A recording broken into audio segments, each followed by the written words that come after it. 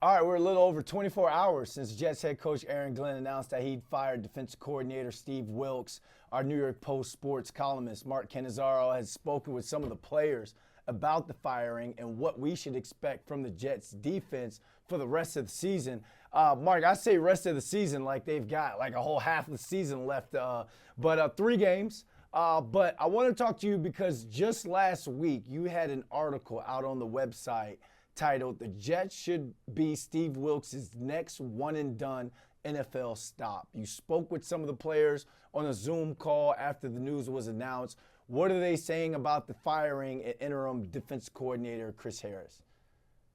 Well, Brandon, in truth, we had yesterday on the Zoom, we had one Jet defensive player, and that was Harrison Phillips, who's been a pretty good leader on that defensive line and in that defensive room for the Jets.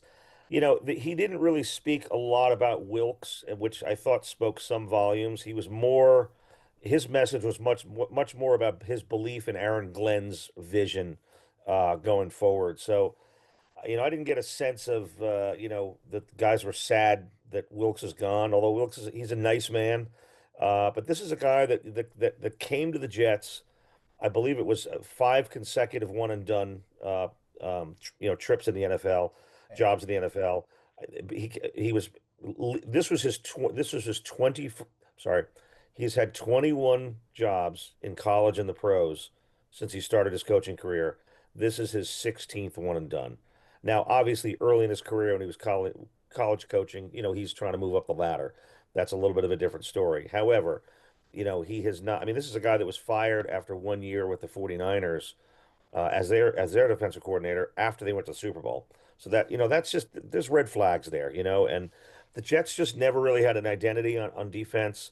You know, there weren't a lot of guys that came out in public and talked against Wilkes, if you will, but you could just tell by reading between the lines when you talk to the players that they're just not 100% believing in the system. It's not working.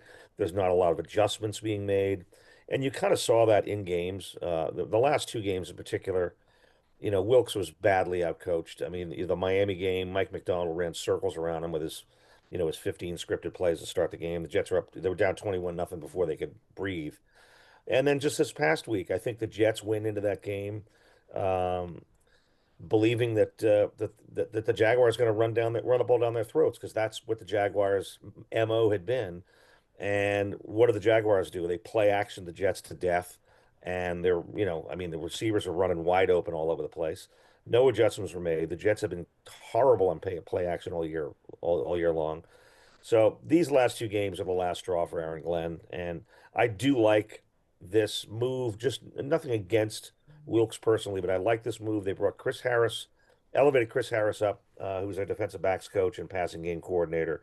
He will be calling the plays. Glenn said he'll be assisting, but this is a chance for him to see what he can do to maybe put a little bit of a different stamp on this defense in the last three games, and it's an audition for him to get a chance to maybe be the full-time guy next year.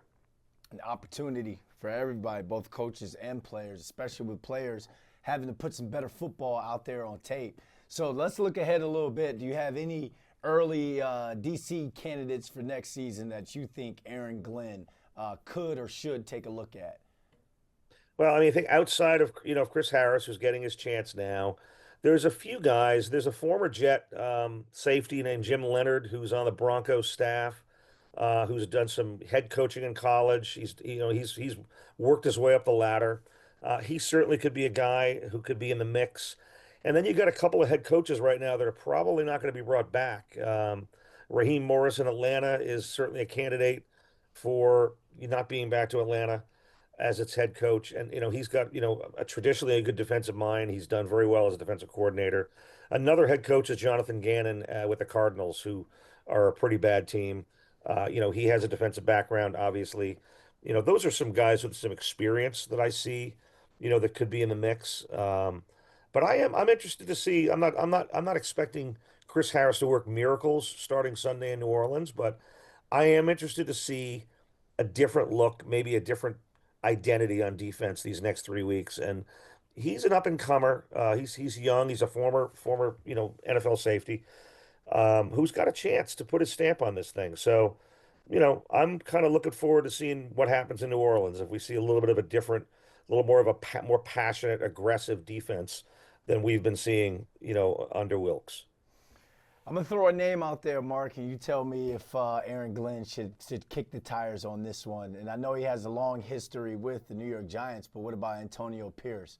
Could you see them kind of taking a look at him as a possible DC candidate? I don't see why not. It didn't go well for him as a head coach, obviously, with the Raiders. I expect that he'll get an interview with the Giants for their head coaching job, so that would probably be in the mix for him as well. But if he's deemed not ready to be a head coach, I don't believe, I don't believe, I'm quite certain that he does not have any kind of prior history with Aaron Glenn, but that doesn't mean, he shouldn't be, looked at. I mean, Steve Wilks had no prior history with Glenn either. I think Glenn, quite frankly, I think he hired Wilks in large part because Wilks had some head coaching experience. Glenn's a rookie head coach.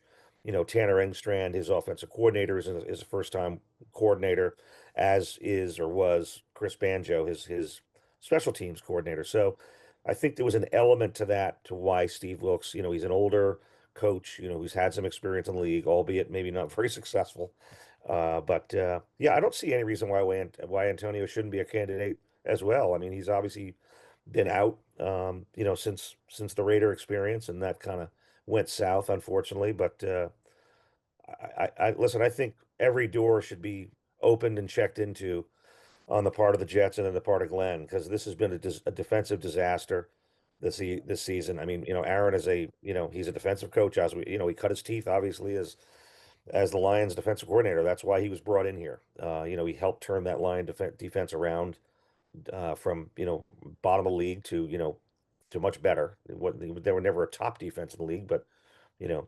But listen, I think Aaron is a good leader, but he needs some more strength around him, and it'll be fascinating to see how this all unfolds.